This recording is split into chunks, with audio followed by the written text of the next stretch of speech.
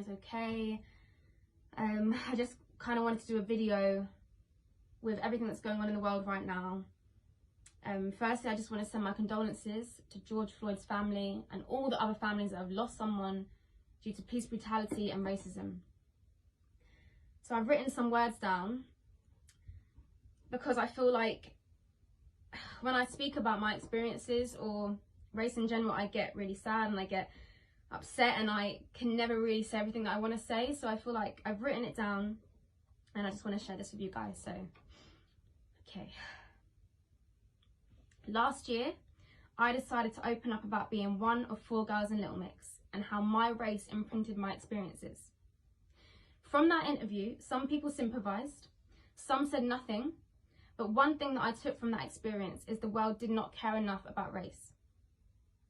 Since then, I have tried to use my platform to raise awareness of matters such as racism.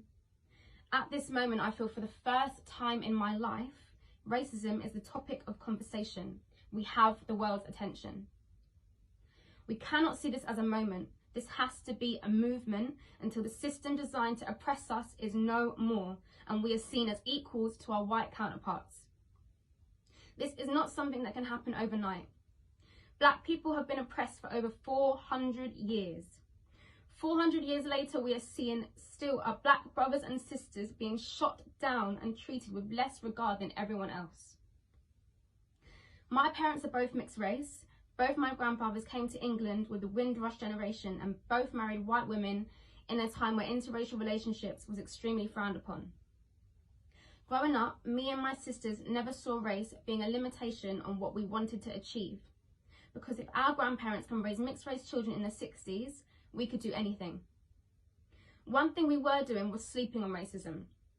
Too often, black people are reminded how far we have come as opposed to how far we can go.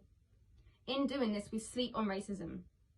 Think about it. Do you ever hear white people having to be thankful about how far they have come as a race? There comes a point in every black human's life, no matter how much money you have or what you have achieved, you realise racism does not exclude you.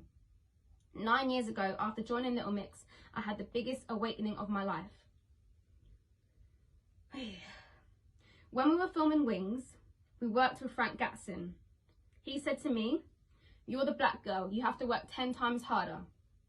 Never in my life had someone told me that I would need to work harder because of my race. Later on, what Frank Gatson said made sense. I learned that the dream of being in the biggest girl band in the world came with its flaws and consequences. Consequences such as knowing about the existing underlying racism in the creative industries. You learn to understand you can't be seen to be too loud or too opinionated, otherwise you're deemed a diva or aggressive. You learn that by walking into a room, you are deemed unapproachable or offish before anyone has even approached you. You learn that by voicing your opinion about the lack of diversity within the industry is like smashing your head against a brick wall.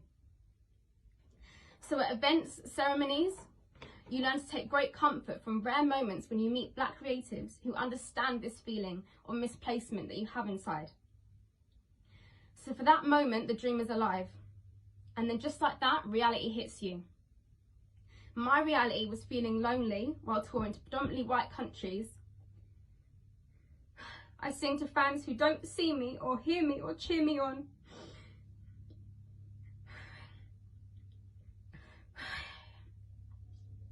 My reality is feeling anxious before fan events and signings because I always feel like I'm the least favoured. My reality is constantly feeling like I have to work 10 times harder and longer to mark my place in the group because my talent alone isn't enough. My reality is wanting to see other artists who I know are so talented but will never get the opportunities I have had because to the industry they are not marketable.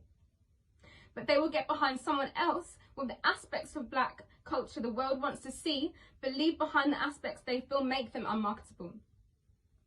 My reality is all the times that I have felt invisible within my group, part of me is fully aware that my experience would have been even harder to cope with had I been dark-skinned. Our reality is no matter how far you think you have come, racism exists. It exists in sports, in the creative industries, in politics and policies, in the streets and in the hearts of racist individuals. We are no longer in a position where we need to be quiet on this matter.